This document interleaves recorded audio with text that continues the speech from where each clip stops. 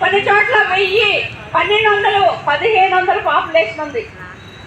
Anantapuram meeting పెట్టినప్పుడు చెప్పారు, అక్క నాకు 1500 పాపులేషన్ ఉంది, ఈరోజు 20 మంది ప్రీ స్కూల్ పిల్లలు ఉన్నారు, 30 మంది లాక్టేటింగ్ ఉన్నారు, కానీ మినీగా నడుస్తుందక్క అని చెప్పారు.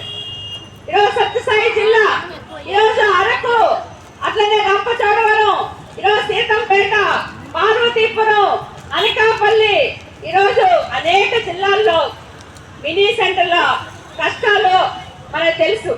అందుకనే మనం ప్రత్యేకంగా సమ్మె సందర్భంగా మినీల సమస్యల్ని ముందుకు తీసుకొచ్చి అంగన్వాడీలందరికీ వేతనాలు పెంచాలి, అంగన్వాడీలందరికీ సుప్రీంకోర్టు తీర్పు ప్రకారం గ్రాట్యుటీ అమలు చేయాలి, మూడో డిమాండ్ గా మినీల జీవో వెంటనే ఇవ్వాలి అని చెప్పేసి మన సిఐటి గుర్తించి మినీల డిమాండ్ ముందుకు తీసుకొచ్చి పెట్టడం జరిగింది.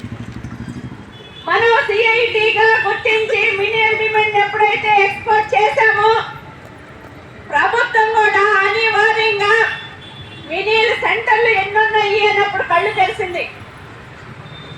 ఏ సెంటర్లో ఎంత జనాభా ఉంది అని చెప్పేసి సర్వే చేసింది. ఏ సెంటర్లు మినీ సెంటర్లు మెయిన్ సెంటర్లుగా మార్చడానికి అవకాశం ఉందో నిర్ణయం చేశారు.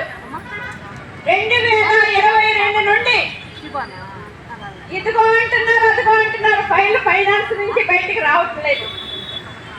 ఎంత లోతుగా ఈ మినీ ఫైల్ ఉందో మాకు అర్థం కావట్లేదు. అంటే గుంటలు తీసి గుంటలు మట్టేసి ఎంత లోతుకు పెట్టారా ఈ మనీ ఫైల్ అనేది అర్థం కావట్లా. ఎన్ని రోజులైనా అడుగు ఫైనాన్స్ లోనే ఉంటా ఉంది. ఎన్ని రోజులు ఫైనాన్స్ లో పెడతారు అని చెప్పేసి మనం అడుగుతా ఉన్నాం. ఈ రోజు మినియల్ ఫైల్ అయినా ఫైనాన్స్ లో మిగిలిన ఫైల్ మాత్రం మీ ఇష్టం వచ్చినట్టు గీతలు గీసుకొని అర్ధరాత్రి ఈ రోజు మీ చెక్కులన్నీ కూడా డ్రా చేసుకుంటారు. కానీ మినియల్కి 30 కోట్లు ఇవ్వడానికి ఏమొచ్చింది అని చెప్పేసి మేము అడుగుతా ఉన్నాం. మా పోరాటం కొనసాగిస్తామని చెప్పేసి కూడా ఈ సందర్భంగా ఈ ప్రభుత్వాన్ని హెచ్చరిక చేస్తా ఉన్నాం. అంతేకాదు ఈరోజు మనం పోట్లాడుతున్నాం కాబట్టి, సిఐటి అడుగుతుంది కాబట్టి ఈరోజు మినీల గురించి కొంచెమైనా ప్రభుత్వం ఆలోచన చేస్తా ఉంది. ఎందుకంటే అంతకుముందు మినీలకు సంబంధించి హెల్పర్లకి ఏ బెనిఫిట్ అయితే ఉంటుందో అదే బెనిఫిట్ మినీ వర్కర్లకు కూడా వచ్చేది. కానీ మొట్టమొదటిసారి చారిత్రాత్మకంగా 42 రోజుల పాటు మనం సమ్మె చేశాం.